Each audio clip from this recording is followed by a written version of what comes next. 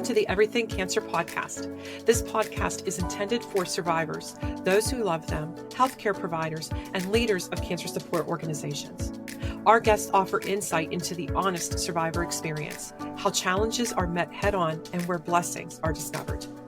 We cover effective self-advocacy on the bumpy road of cancer survivorship from the moment of diagnosis on. We talk about rekindling intimacy when cancer has changed your world. We are given behind the scenes insight into cancer care because understanding it better empowers you to advocate for yourself more effectively. We hear from leaders of cancer support organizations about their resources and how to access them or those like them. The Everything Cancer podcast welcomes survivors who would like to share their journey and how they have met their challenges, providers who would like to share their empowering insight, and leaders of cancer support organizations who would like to share their stories and resources. We welcome support through sponsors, the Everything Cancer website, and our Patreon page.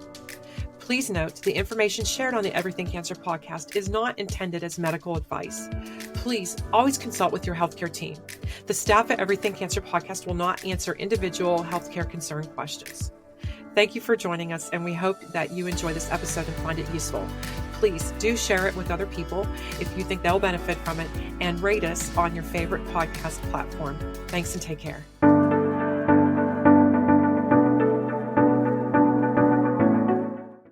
Hello, today's interview with the brilliant and fascinating Dr. Alique Topalian is divided into two parts. Dr. Topalian has an engrossing journey as a young adult and a pediatric cancer survivor. She has practiced ardent self-advocacy and shares much of how she has done so. She's also very busy at the forefront of state and national legislatures on behalf of all cancer survivors to have biomarker testing covered by insurance, and also for transparency in copay assistance programs. Please join us for this fascinating and informative interview. Without further ado, we are on to part one of Dr. Topalian's interview. Welcome, everyone, to the Everything Cancer podcast. We have with us a guest, Dr. Alique Topalian, who is on the state legislature and national legislature forefront for advocacy for cancer survivors. I'm going to let her do a deep dive into that topic. She has her PhD in health promotion education, which is amazing, and she has several papers attributed to her, and I'm just thrilled to have her here. Dr. Topalian, thank you so much for being here tonight. Of course. Thank you so much for having me. Very Absolutely. excited to be here. Absolutely. So could you tell us a little bit about your story as a survivor? Yeah. So I always say that my cancer story started very early. I almost don't remember life as not being a survivor. I was diagnosed with acute myeloid leukemia for the first time when I was 4 years old in 1998. Wow. And I was trying to find a bone marrow transplant, or a bone marrow match for a transplant. And I'm 100% Armenian. So we were looking within the Armenian community, because of our unique genetic makeup. It was like most likely that I would find a match within the community. And we actually held drives internationally, but we're unable to find a match for me. But I did do experimental chemotherapy, and also I was part of one of the original biomarker studies out of Fred Hutchinson for pediatrics in the 90s. And, after that experience, I wasn't able to find a match, but I was able to go into remission, and I knew that I wanted to work in healthcare in the cancer-related field. Originally, I thought I was going to go kind of the route of psychology. And so that's what I did my bachelor's in. And then I did my master's in public health. And that really started to show me more about systematic and basically environmental behavioral type strategies that we can use on a larger level than just the individual. And I absolutely started to fall in love with things like community-based participatory research and figuring out, different types of work related to clinical trials. I was in psychiatry still at that point. And I did my PhD in health promotion education. And I finished that in 2020. And I was actually working on writing my first ever grant related to cancer survivorship. And during the time I was writing that grant, I was just progressively getting more and more sick. And I had gone to a lot of different doctors for different types of treatment. You know, first it was migraines, and then it was, bruising. Maybe I'm anemic, fainting, extreme fatigue. People said I had burnout. And nobody was necessarily looking at it as a full picture. And then in March of 2021, a week after I submitted my survivorship grant, I actually got diagnosed with relapsed acute myeloid leukemia. Oh my gosh. So wow. I became the first ever person to relapse after 22 years. Before me, the longest record was 12. So I was 27. This was in 2021. And, we started looking for a bone marrow match again, but I was unable to find a match. I did biomarker testing the day of diagnosis, and I actually was found to have favorable risk. And there was an immunotherapy for the type of cancer mutation that I had. So I did a round of that, and then, some pretty intensive chemotherapy. I did 6 months of inpatient treatment. Wow. And I, during that time, wasn't working in psych or anything. I kind of took a step back and got really involved in the cancer field because I knew about all of these different kinds of psychosocial supports and supportive services and things that are available because I was treated on the pediatric side and they were offered to me. But then I started to realize that's not the case for most adolescents and young adults, especially who are treated on the adult side. Mm-hmm. So I was very privileged for that. And also that I was really connected with the supportive service organization, The Gathering Place up in Cleveland, that I was able to have free programming with as well. And I came back to work in 2022. And I actually transitioned out of psychiatry and I moved into survivorship and supportive services at the Cancer Center. And I made a case. I went to them and I said, you need to research all of the things that happen with late and long-term effects and how we can improve quality of life of survivors, starting from the date of diagnosis. And I'm very lucky that they brought me on officially full time. It was in November of 22. And so I'm really excited. I've been there ever since. So you're a pioneer in so many ways. Not necessarily ways you wanted to be either, but you have paved the road for many other people. And thank you for everything you've done for survivorship. I'm sorry it's a result of you experiencing it yourself and seeing the gap, but the gap is there. It's absolutely there. And how I explain it to people right now are the people who get survivorship care are the people who know how to advocate for themselves. Yes. And they don't even always get the right care because a lot of times there's lack of knowledge about referrals to effectively address those issues. That's something I've been talking about a lot with work lately is you don't know what you don't know, right? So how do you know to ask for things if you don't even know these things exist? Exactly. And we just did a podcast on pelvic floor physical therapy, which is terribly underutilized and so makes such a big difference for so many people in so many ways. I just learned about that a few years ago and I was absolutely blown away. It's really incredible. And so many women need those services who've had cancer, but also who've had children and other issues. And it's so underutilized and not known about. And men can use it for erectile dysfunction, for bladder incontinence, bowel incontinence, pelvic pain. It's so interesting. It is. It's very interesting. And the quality of life effects it has are just amazing. So you brought up a really good point that you were very involved with the Gathering Place, which is a local support organization. And can you share with our audience the impact of being involved with something like that when you are currently undergoing treatment or you're a survivor? Yeah, and I think the Gathering Place is something that's like very close to my heart. Because my family, I actually got involved with them during my first diagnosis when I was 4.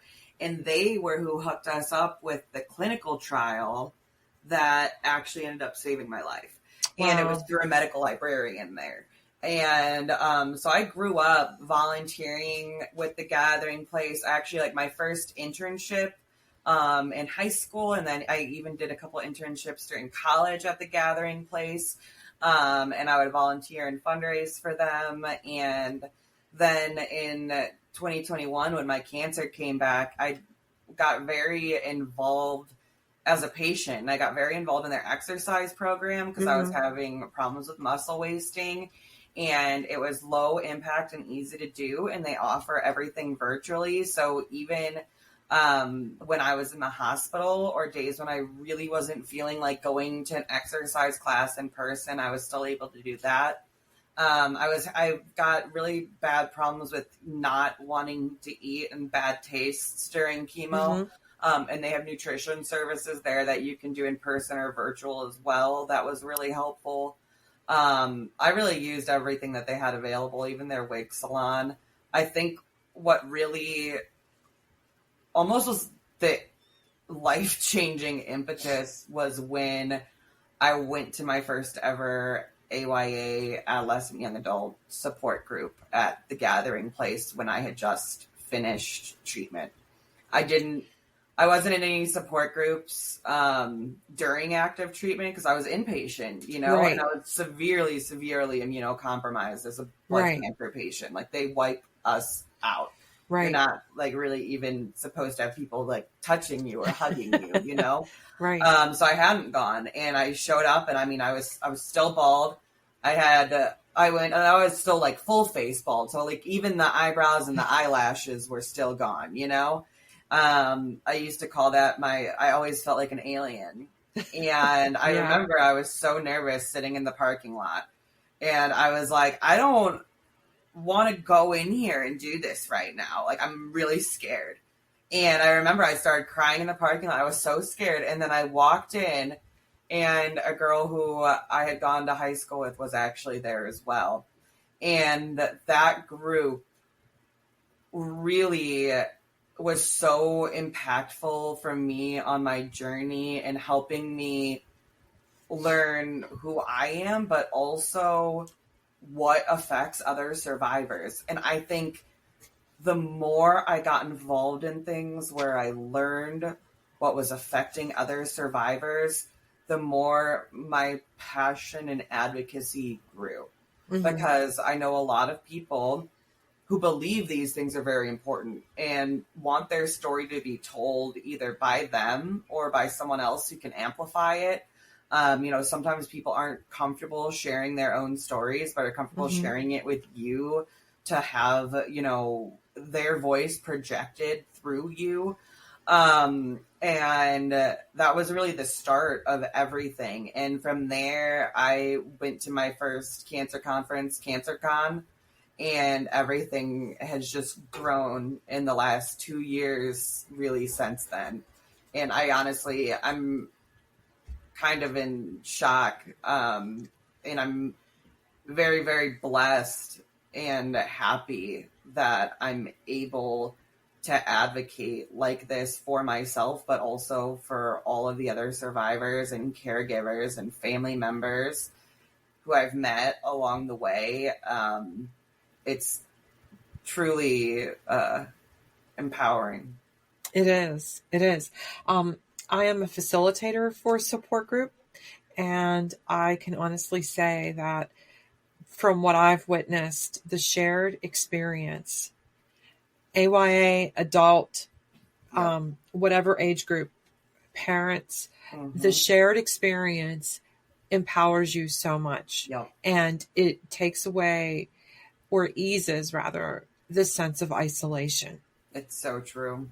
Yes. And, you know, even going to like, I've gone to support groups now that aren't just AYA, that are, you know, all ages. And, you know, it's a crazy thing when you and a 96-year-old woman are sitting there talking about the same complications, the same symptoms, the same pain.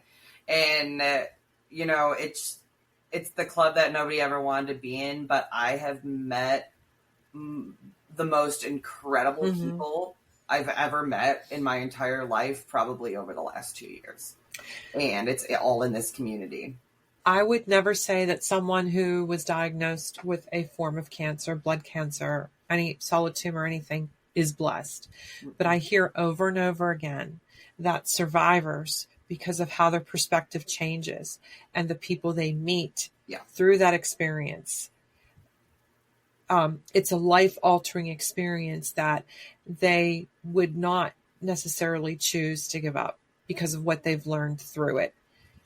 I feel like I found myself through it. Yeah. I think when I got diagnosed, you know, I was a fresh PhD graduate. I had really bad imposter syndrome. I was constantly doubting myself and my abilities, and so nervous about what my future was going to be, especially graduating into the pandemic like that. And I was so uncertain. And I feel like cancer forced me to come into my true self, because it made me stop caring about the little things that I was always preoccupying myself with before, that I would let, you know, little anxieties and things that I ended up realizing really did not matter.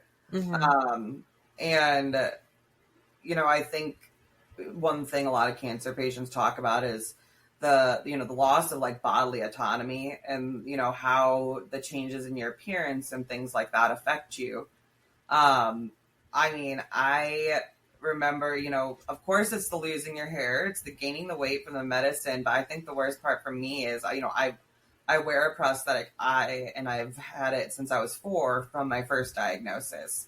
And when I was going through treatment, I was somehow reacting to my prosthetic, and I couldn't wear it anymore. Oh, wow. And that's never happened in my life. Like, only my direct family have ever been around me. Like, it is not something I share with people. Right. And I was forced to live that way for 6 months. And at first I was horrified. I really was, as everything was changing and my hair was going, and I was horrified. But then I realized that people still liked me and listened to me and cared about me and thought I was the exact same person I was when my hair was long and straight and different, and, you know, before the cancer weight gain. And it just really showed me, I think, a different view of people and myself, like really just pulling you out to the bare bones of what's left, and realizing that what's left is still really great. Yeah. Yeah. That's hard, though. Oh, nobody would want to go through that. It is very hard. It's the fires of hell. I've heard a consistent underlying theme is you learn how to not sweat the small stuff. Yep. Because what you're dealing with is just so tremendous, and it's not over in a day.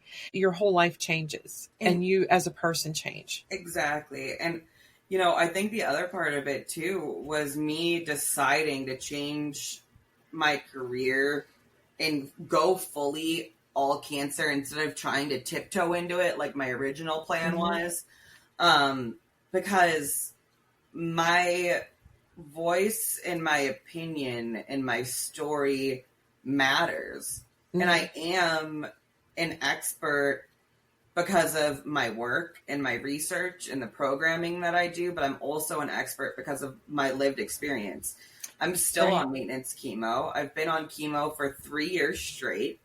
I live this every day, and my close friends live this every day. And it really has just made me want to use my voice to help everyone. Right. If I'm in a situation where I'm empowered to do so, and I'm comfortable doing that. A lot of people are not comfortable with public speaking or with sharing, the personal details of their life, and that is totally okay. Mm-hmm. I am very, very comfortable though, so I will happily do it to, share for the greater good. Mm-hmm.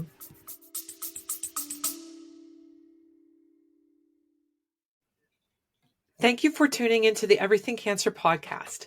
We appreciate you being here with us. If you are finding this episode useful, please share it with others that you think would benefit. And don't forget to rate us with your favorite podcast platform. Please check out the show notes for more information and more information about our guests, links to their websites, and any other resources they've shared. We aim to make it easy for you to connect and learn more about the valuable insights shared in each episode. We welcome support through sponsors, the Everything Cancer website, and our Patreon page. Please stay tuned for a brief word from our sponsors, and then we'll be right back to our episode. Thank you so much. Do you have a dry mouth that distracts you with that nasty feeling and taste?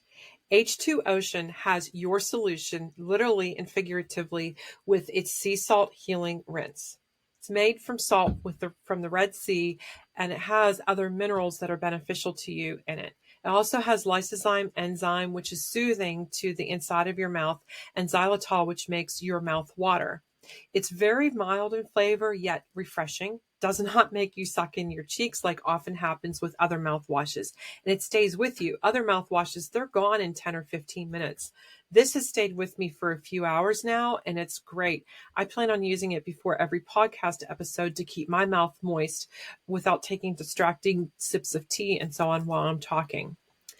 The links to the H2 Ocean sea salt healing rinse will be in the show notes, and then a QR code also on the YouTube version of this podcast. It's excellent to help rinsing with chemo mouth or irritation in your mouth from radiation, but mouth sores and just general everyday use. I find it really pleasant and really helpful to use. I hope you do too. Thanks. I'm so glad that you are. You are truly making a difference. So, can you share with us what advocacy, because you mentioned that you found through a biomarker a treatment that would work for you after you didn't have a match. Yeah. And so that makes what you did yesterday even more poignant. Yeah. If you could go over with us your passion and why that passion exists and what the barriers are right now to biomarkers that you're trying to overcome. So there's a couple different things that are happening nationally and locally here in Ohio. And I always like to start off my conversations about advocacy, about talking about the different types, right? So there's self-advocacy that you are doing every day when you go to your doctor's appointments. There is advocacy where you're a caregiver and, helping and assisting in that way. But there's also systematic advocacy. So say what I'm doing at work, or the research that I'm doing, where I'm doing research showing these are things that we can do to advocate for patients to make their quality of life better. And then the third type is the policy level advocacy. And I love all three. And I think the policy level advocacy was the newest thing really that got added to my plate after my diagnosis, because I didn't really know about any of this before. So I, like I said, went to CancerCon. That was my first cancer conference, and I had applied to be part of the National Coalition for Cancer Survivorship, Cancer Policy and Advocacy team. And I met with Veronica, their program manager, and our first conversation, it was supposed to be a 30-minute meeting. We were on there for 3.5 hours. We became like very close friends immediately. And she's like, you need to come to DC. You need to come to Hill Day. And I did. And when I was there, I started to learn so much about policy, and I really drew the true connection between policy at the national and state level and my everyday work that I'm doing and my everyday care that I'm receiving for the first time. It Wow. was almost all of the pieces clicked together, and I was like, I really have a trifecta here that I didn't realize before. And there, everyone was also talking about ACS CAN, which is the American Cancer Society Cancer Advocacy Network, which is a separate but same organization of ACS. You just have to keep them separate because they're 501c3 status. Okay. And so with NCCS, I do things on the national level. I've been lobbying for or advocating for 2 years for the Comprehensive Cancer Survivorship Act. And I will be going back in June to actually go back to Capitol Hill and advocate for that again.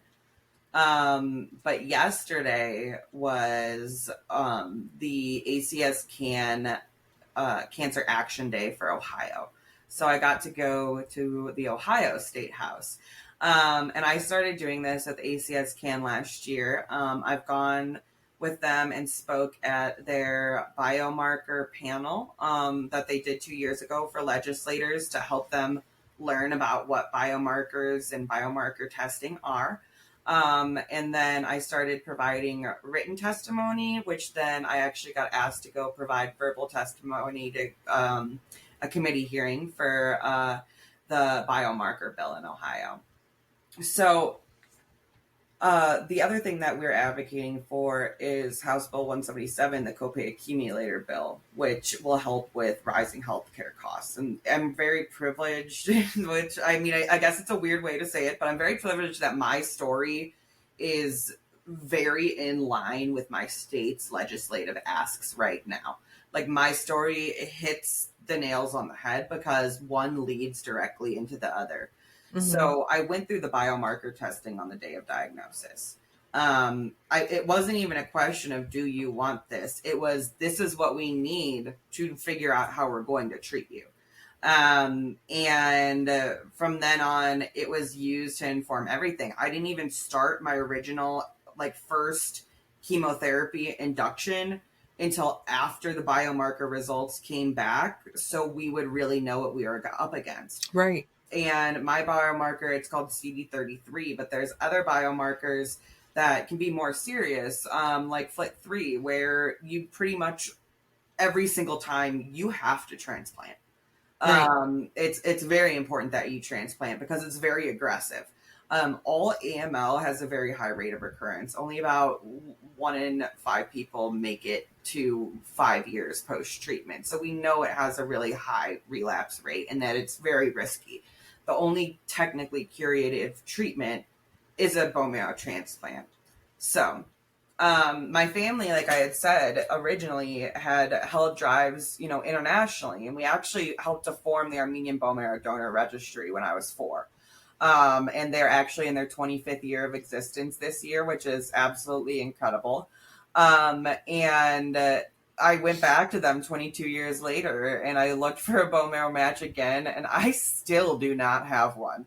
And I mean, it's something that I've been using with them even more, advocacy, showing that just because 22 years have gone by doesn't mean that we're there yet. Right. We still right. need more people to register to be bone marrow donors. And it's really simple.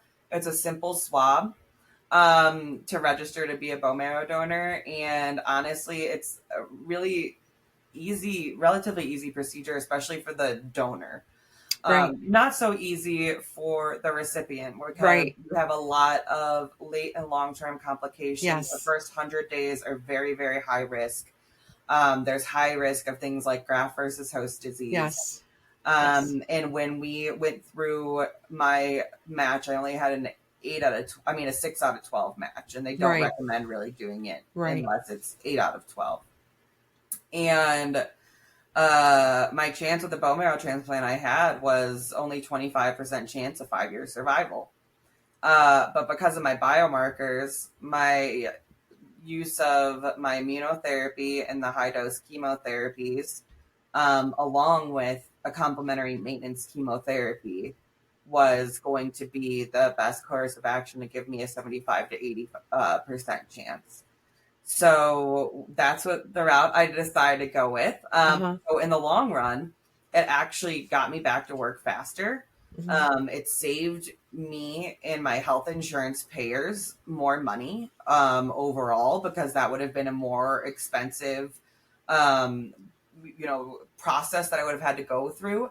I don't necessarily think I would have been able to have been back to work in the time frame that I was, if I had to transplant, and therefore I wouldn't be giving back to the local economy, the national economy, and I also wouldn't now be contributing to the field of cancer research. Right. And I was going through treatment, and I received a letter saying that my insurance said that my biomarker testing was not medically necessary. Yeah. And I'm not going to approve it. And this is the test that set my entire treatment course. Right. How can you say it's not medically necessary? I had to fight it for almost a year until I got it approved. And nobody should have to be dealing with that. I agree with you.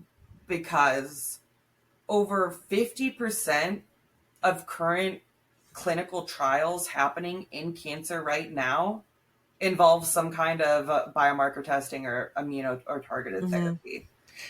Over 60% of the new cancer drugs on the market are immuno and targeted therapies that you need biomarker testing for. Yes. This is the future of cancer care. And if we can't provide this to our patients now, what's going to happen as all of these drugs are coming onto the market? How are they going to have their best treatment? And, it's just, I understand, different concerns, for Medicaid. It raises prices like about 3 cents a month. And for private payers, it's about 20 to 50 cents a month. But this doesn't just cover biomarkers for cancer. Biomarkers are the future in Alzheimer's disease, Parkinson's, dementia, a variety of other diseases as well. And this will protect that in the future as well, which makes it even more important. It's not just a cancer issue. It's almost like it's very short-sighted, the medical necessity piece of it, because if a biomarker is identified, you do get placed on a targeted therapy then that is going to be much more effective, is going to avoid the carpet bombing type of approach. So it floors me that they're looking at the cost of the test and not stepping back. Like my quality of life, like I was 27 years old and I really wanted to protect my fertility as well. Right. And this gave me the ability to do that. I'm so glad to hear that. Hopefully. I mean, I still had to do I did an egg retrieval at the end of treatment before starting maintenance, just because being on 5 years of chemotherapy is probably not going to be very good. I wanted to get a little bit before, but after transplant, there's not a chance. So I'm thankful that I even have any. Right. And that was really important to me. And, for people who don't know, this is something that I was realizing yesterday as well, is a lot of people don't necessarily know the difference between biomarkers and genetics. Okay. So biomarkers and genetic testing. So, BRCA or, the test for breast cancer genes, that's genetic testing. There are biomarkers that happen that are the actual molecular markers of your cancer itself, not yourself. Right. And so how these targeted therapies work is they find, like mine are CD33 cells. So imagine my little CD33 cells in my blood, and the targeted therapy goes and it attaches to those and it kills those cells instead of killing all of the fast growing cells, like what Right. chemotherapy does. Mm-hmm. And so that's something I realized a lot of people don't necessarily know what the difference is. And when we're talking about the cost of the testing, it's important to keep in mind that this is still very innovative. There's still only a certain number of labs in the country who are even capable of running this test and generating these reports. They're very thorough. And I almost pose it as you need to think back to almost what human genome was in the 90s, right? And think of how expensive genetic testing was when it was first starting to hit the market, Right. And think of how hard it was to get access to and the fights that had to go on around that. And just pricing wise. And now we have services like 23andMe for, $200. Right. You can take a swab at home and send it off, and everybody has access. So that could be what this is like. Not necessarily, not that extreme, but that could be the kind of access that we have in the future. And that's what I expect to see happen. Sure. Overall, once, the technology evolves exactly. and it becomes less expensive as they find more, but you have to do it to find the more cost-effective ways to do it, the higher volume and so on. I think part of what was so interesting to my doctors on my case too, was I had my biomarkers from the Fred Hutch study in the 90s, and they compared it. They had the slides still in 2021, and they compared them to one another. And so on the levels that they're able to match, they did, but we're actually able to get even more specific now than we were then. So we don't fully know, but we think it's the same makeup, which I just, I think is so interesting. Yeah. I'm so sorry you had that argument for a year with your insurance company about whether or not it was medically necessary when it drove your treatment decision. 6 months of inpatient, I had to get printed off a list of every single consult and provider I had for 6 months while inpatient. Wow. It was like over 200 pages. And I literally had to print it off and send it to my insurance company. Like, Here you go. Here. Thank you so much. Thanks.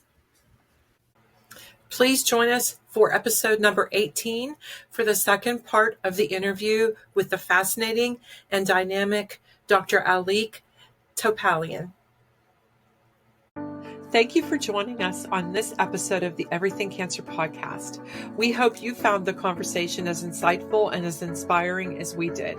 Remember, all the details about our guest, including their contact information and links to resources they've shared on their websites, will be included in the show notes. If you've enjoyed this episode, please consider supporting us by visiting our website, checking out our Patreon page, or becoming a sponsor. Your support helps us to continue to bring you these important discussions. Don't forget to subscribe to the Everything Cancer podcast on your favorite platform and follow us on social media.